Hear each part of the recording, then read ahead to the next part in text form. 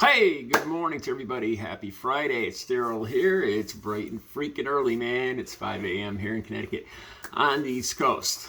Okay, this is a totally impromptu video. Saturday, tomorrow, August 5th, I've been counting the days, getting closer to it. I did a video about losing the person I love most in my life to COVID.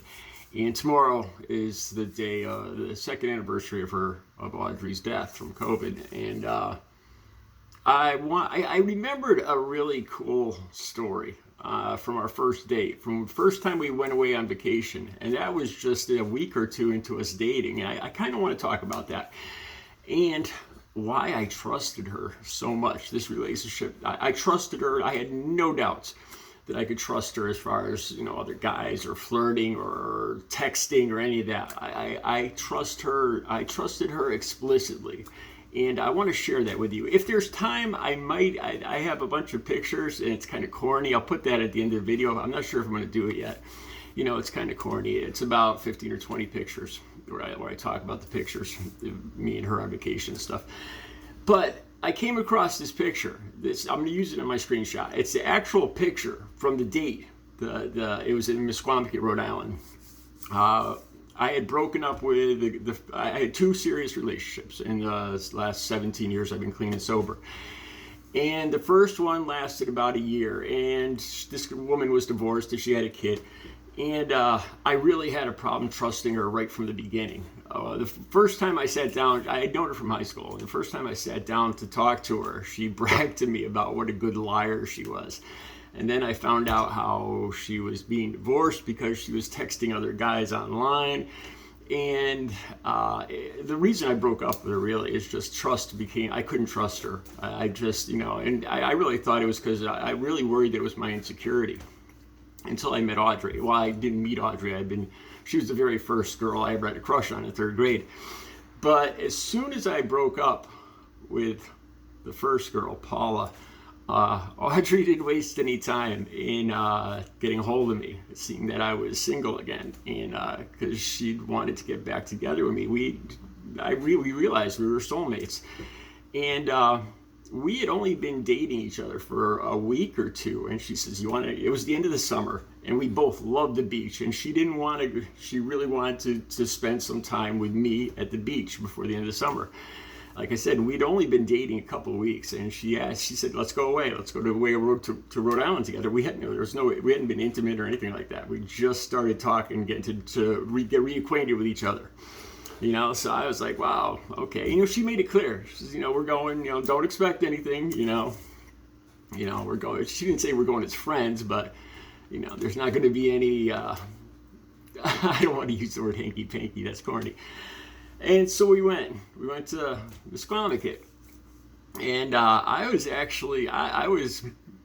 such a gentleman that I kind of look back at it and I kind of feel corny. We kind of each slept on our own side of the bed. I still remember there's two of us talking all night long the first night in the hotel in Rhode Island.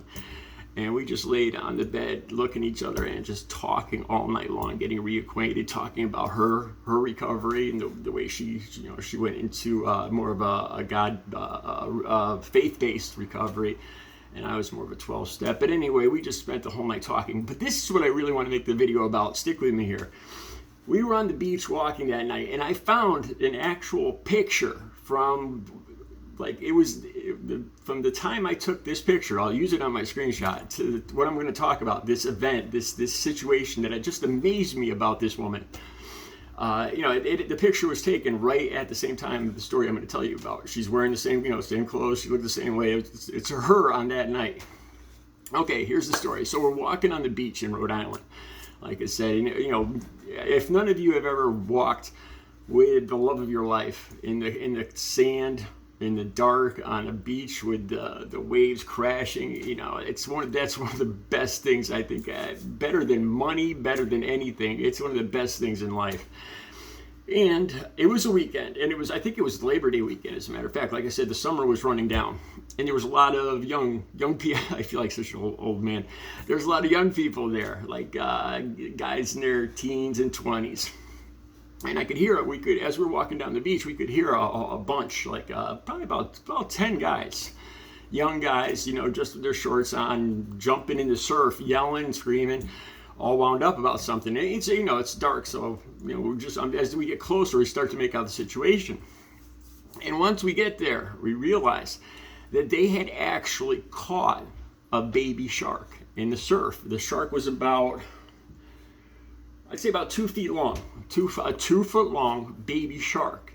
And they were just, they were obviously intoxicated, and they were all jumping around, and one guy was holding it, and they were taking turns taking selfies with it, and right off the bat, I looked at that poor shark, and it was still alive. It was wiggling, but you could see it was running out of energy, and it was out of the water, and it was dying with it, in the air. And I right away I got concerned, but we're talking about a pack of 10 excited, inebriated, high testosterone teenagers. So I'm, more than likely I'm not going to say anything. I'm just kind of walking. And Audrey she's not, she loved animals. This is an example of her personality. She says, I got to say something about this. And and in that situation, I'm like, oh man, it's happened to me before, where the woman I'm with speaks up, speaks her conscience, and there's no way I'm going to let guys, yell or denigrate the woman I'm with. So I end up getting in fisticuffs, Donnybrook, so to speak. So right away I'm like, oh man, here we go. I'm gonna get in front. There's gonna be some fists flying, and I'm gonna get hit. Things are gonna happen. And she goes up to him, and she just said it in such a way. She said, "Look, guys," she says that's enough selfies, don't you think? She says, the shark is suffering. He's going to die if you don't put him back in the surf. I don't remember her exact words, but she wasn't, she made her point, and she was stern, yet, she just said it in a way where I really thought they were going to tell her to F off, to mind her own business. That's I thought for sure that's what these guys were going to do. And they just looked at her like little kids in a classroom. She was the teacher, they looked at her and they looked at the shark, and I'll be damned. They said, you're right, miss, and they called her miss, and they took the shark and put it back in the water. They listened to every word she said, and they thanked her as we're walking away. They're like, thank you, miss, have a great night, and I'm in total disbelief, because I thought for sure, that I was gonna have I might have a black eye and some sore knuckles at the end of that night, and my mouth just dropped open. I was speechless. She had no fear, there was no second thoughts. She's doing this, and she's it's the right thing to do, and nothing I was gonna say was gonna stop her, and she did it in such a way that she just instantly influenced this group of intoxicated, 10 intoxicated teenagers. It blew my mind.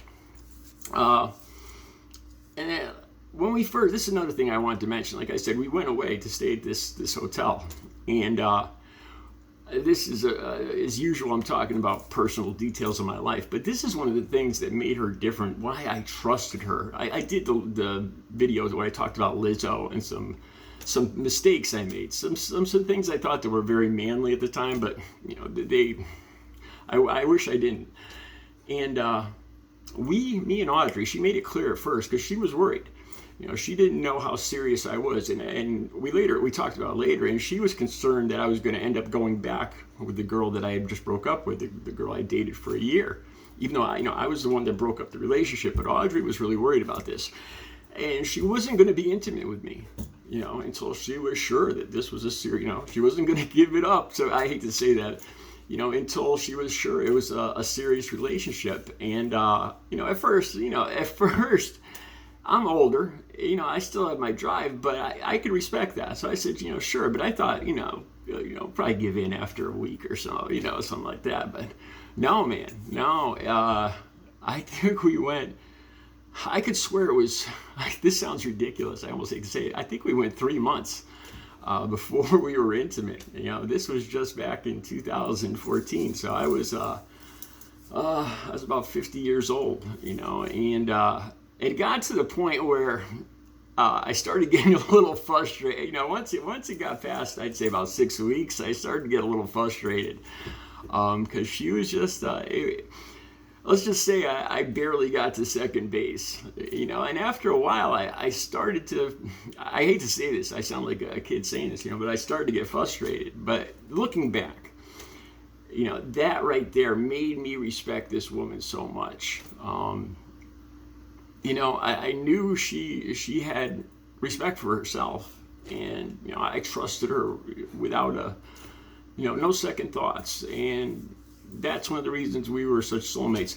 I wanted to tell you guys too, this is kind of sad. I still have her food. I couldn't, you know, she's been gone for 2 years, and I still have her popcorn. I couldn't bring myself to throw it away. Right before she passed, when I moved here, it was about a month before she passed, and I cleaned out my house, and I found her flip-flops, and these just broke. Sometimes it's these little things that you just break your heart, man, you know. And I found these, and they're just so personal, and, you know, the beach and everything, and it just, I could never get rid of these. You know, they're just flip-flops, but they mean so much. They're probably my most prized possession in the world. There was a time about a year ago, I was listening to the radio, and a song was on. I think it was by Chicago. Must have been the 4th of July, because we spent the 4th of July at the beach. And it just hit me so hard, and I was just, if you've lost somebody you love, you know what I'm saying. And I just wanted to scream. There's the angst, man, the hurt, the pain. And I'm like, being an artist, I wanted to rush home, and I was like, I want to paint this. And I took a picture first. I'll try to put that on my, I'll put it either on my thumbnail or my community page. The photograph came out better. It's me. My head back just screaming, and that's how I felt. That's one of the, I believe that it represented my feelings more than any painting I've ever done. Then, you know, so I did a painting off the photograph, and I'm not as proud of this painting. It didn't, you know, I don't do portraits. I've always had a hard time with faces and eyes, because just the tiniest little brush stroke changes somebody's personality, somebody's face. Just one small brush stroke can change the whole look, the personality, the character of somebody's portrait. So I have a hard time with portraits, even my own. And this is it. Like I said, that's me. And that kind of summed up. I'll try. Like I said, I'll put the picture on my community page so you can see it. Also, I did a painting. This was right after she passed, like in the next month. I did the painting behind me, and it's a painting of a beach at sunset with her flip-flops in the sand. Here, I'll show you guys. There we go. I never finished it. I never put the sheet. There should be sheeting. I didn't finish the sheeting on it. I don't know. Sometimes I look at a painting and I know in my heart I haven't finished it, but another part of me says it's done just the way it is. It's done. You know, I can't describe it. If you're an artist, you probably, if you know what I'm talking about, please comment. You know, this has happened to me a lot, where I pictured painting so much more, and it just gets to a point where, like, my subconscious, my creative side just says that's it, it's finished, you know, and it bothers me, you know. So it's a weird thing. Anyway, tomorrow's the anniversary of her 2-year death. I tried not to make these videos political. I've talked about this before, you know, about Florida and Ron DeSantis, so I'm not going to get into that now. We'll save that for another video. I just want to make this a happy memory of Audrey. I see I'm coming up on 15 minutes. I'm going to have to do the corny pictures where I talk about the pictures some other time. You guys have a great Friday.